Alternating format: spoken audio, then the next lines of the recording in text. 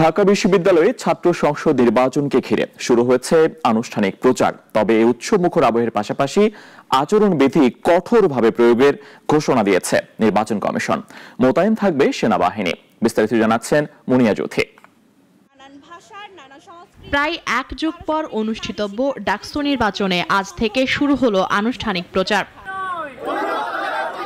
প্রচারণার আনুষ্ঠানিক সূচনাতেই ক্যাম্পাসে সৃষ্টি হয়েছে উৎসব মুখর আবহ। ব্যানার, পোস্টার, মিছিল ও স্লোগানে মুখরিত হচ্ছে টিএসসি থেকে আবাসিক হল এলাকা। দীর্ঘ প্রতীক্ষিত এই নির্বাচনকে ঘিরে শিক্ষার্থীদের প্রত্যাশাও এখন তুঙ্গে। আমাদের প্রত্যাশা আসন্ন ডাকসু নির্বাচনের মধ্য দিয়ে প্রায় 40,000 শিক্ষার্থীর গর্বের ঠিকানা ঢাকা বিশ্ববিদ্যালয় ফিরে পাবে তার ঋত গৌরব ও ঐতিহ্য। এদিকে সকাল 11টায় সব প্যানেলের সঙ্গে বৈঠক শেষে প্রধান রিটার্নিং কর্মকর্তা জানান, অবাধ ও শান্তিপূর্ণ ভোট আয়োজনের লক্ষ্যে ক্যাম্পাসে সেনা মোতায়েন থাকবে। পাশাপাশি ভোটের দুদিন আগে থেকে বিশ্ববিদ্যালয়ের অভ্যন্তরীণ মেট্রো রেল স্টেশন বন্ধ থাকবে। বহিরাগত প্রবেশও 1 সপ্তাহ আগে থেকেই নিষিদ্ধ করা হবে।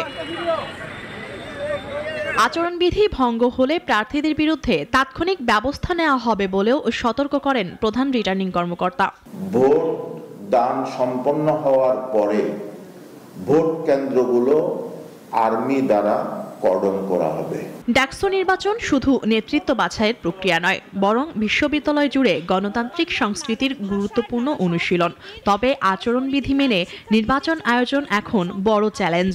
এবারের ডাকসু নির্বাচনে মোট 471 জন প্রার্থী 28টি পদে প্রতিদ্বন্দ্বিতা করবেন। মুনিয়া জ্যোতি, নাগরিক, ঢাকা।